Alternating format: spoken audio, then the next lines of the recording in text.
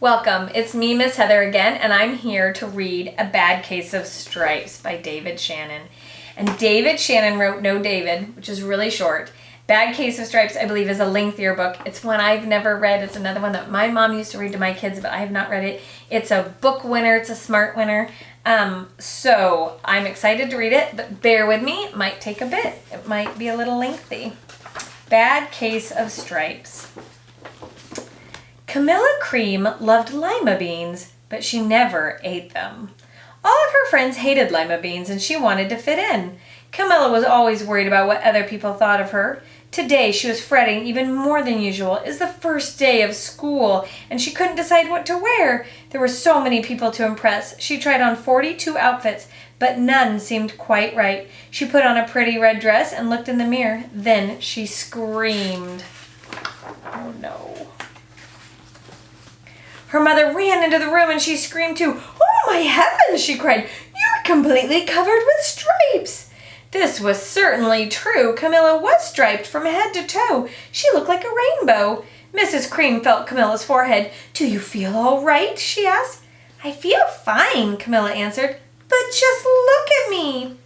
"You get back in bed this instant," her mother ordered. "You're not going to school today." Camilla was relieved. She didn't want to miss the first day of school, but she was afraid of what the other kids would say, and she had no idea what to wear with those crazy stripes. That afternoon, Dr. Bumble came to examine Camilla. "Most extraordinary," he exclaimed. "I've never seen anything like it. Are you having any coughing, sneezing, runny nose, aches, pains, chills, hot flashes, dizziness, drowsiness, shortness of breath, or uncontrollable twitching?" "No," Camilla told him. "I feel fine." "Well then," Dr. Bumble said, turning to Mrs. Cream, "I don't see any reason why she shouldn't go to school tomorrow. Here's some ointment that should help clear up those stripes in a few days. If it doesn't, you know where to reach me." And off he went. The next day was a disaster. Everyone at school laughed at Camilla. They called her Camilla Crayon and Knight of the Living Lollipop. She tried her best to act as if everything were normal. When the class said the Pledge of Allegiance, her stripes turned red, white, and blue, and she broke out in stars. Oh no. Very patriotic. The other kids thought this was great. One yelled out, "Let's see some purple polka dots." Sure enough, Camilla turned all purple polka dotty. Someone else shouted, "Checkerboard!" and a pattern of squares covered her skin. Soon, everyone was calling out different shapes and colors, and poor Camilla was changing faster than you can change channels on a TV. Oh my, she's got camouflage. That night, Mr. Harms, the school principal, called. "Well, I'm sorry, Mrs. Cream," he said. "I'm going to have to ask you to keep Camilla home from school. She's just too much of a distraction, and I've been getting calls from the other parents. They're afraid those stripes may be contagious." Camilla was so embarrassed. She couldn't believe that 2 days ago everyone liked her. Now nobody wanted to be in the same room with her. Her father tried to make her feel better. "Is there anything I can get you, sweetheart?" he asked. "No, thank you," sighed Camilla. What she really wanted was a nice plate of lima beans, but she had been laughed at enough for one day. "Well, yes, I see," Dr. Bumble mumbled when Mr. Cream phoned the next day. "I think I'd better bring in the specialist. We'll be right over." About an hour later, Dr. Bumble arrived with 4 people in long white coats. He introduced them to the Creams. "This is Dr. Grope, Dr. Sponge, Dr. Cricket, and Dr. Young." Then the specialist went to work on Camilla. They squeezed and jabbed, tapped, and tested. It was very uncomfortable. "Well, it's not these mumps," concluded Dr. Grope. "Or the measles," said Dr. Sponge. "Definitely not chickenpox," put in Dr. Cricket. "Or sunburn," said Dr. Young. "Try these," said the specialist. They each handed her a bottle filled with different colored pills. "Take one each before bed," said Dr. Grope. Then they filed out the front door, followed by Dr. Bumble. Oh my goodness, look at all her different patterns. That night, Camilla took her medicine. It was awful. When she woke up the next morning, she did feel different. But when she got dressed, her clothes didn't fit right. She looked in the mirror, and there, staring back at her, was a giant multicolored pill with her face on it. Oh no. Dr. Bumble rushed over as soon as Mrs. Cream called, but this time instead of the specialist, he brought the experts. Dr. Gourd and Mr. Mellon were the finest scientist minds in the land. Once again, Camilla was poked and prodded, looked at and listened to. The experts wrote down lots of numbers. Then they huddled together and whispered. Dr. Gourd finally spoke up. Might be a virus, he announced with authority. Suddenly, fuzzy little virus balls appeared all over Camilla. Or possibly some form of bacteria, said Mr. Mellon. Out popped squiggly little bacteria tails. Or it could be a fungus, added Dr. Gourd. Instantly, Camilla was covered with different colored fungus splotches. The experts looked at Camilla, then at each other. We need to go over these numbers again back at the lab, Dr. Gourd explained. We'll call you when we know something. But the experts didn't have a clue, much less a cure. Oh, no. By now, the TV news had found out about Camilla. Reporters from every channel were outside her house telling the story of the bizarre case of the incredible changing kid. Soon, a huge crowd was camped out on the front lawn.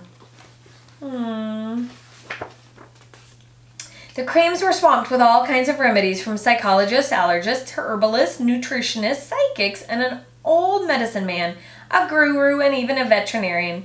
Each so-called cure only added to poor Camilla's strange appearance until it was hard to even recognize her. She sprouted roots and berries and crystals and feathers and a long furry tail, but nothing worked. Poor Camilla. One day, a woman who called herself an environmental therapist claimed she could cure Camilla. Close your eyes, she said. Breathe deeply and become one with your room. I wish you hadn't said that, Camilla groaned. Slowly, she started to melt into the walls of her room. Her bed became her mouth. Her nose was a dresser, and 2 paintings were her eyes. The therapist screamed and ran from the house. What are we going to do? Cried Mrs. Cream. It just keeps getting worse and worse. She began to sob. At that moment, Mr. Cream heard a quiet little knock at the front door. He opened it, and there stood an old woman who was just as plump and sweet as a strawberry. Excuse me, she said brightly, but I think I can help. She went into Camilla's room and looked around. My goodness, she said with a shake of her head. What we have here is a bad case of stripes. One of the worst I've ever seen. She pulled a container of small green beans from her bag. Here, she said, these might do the trick. Are those magic beans? Asked Mrs. Cream. Oh my, no, replied the kind old woman. There's no such thing. These are just plain old lima beans. I'll bet you'd like some, wouldn't you? She asked Camilla.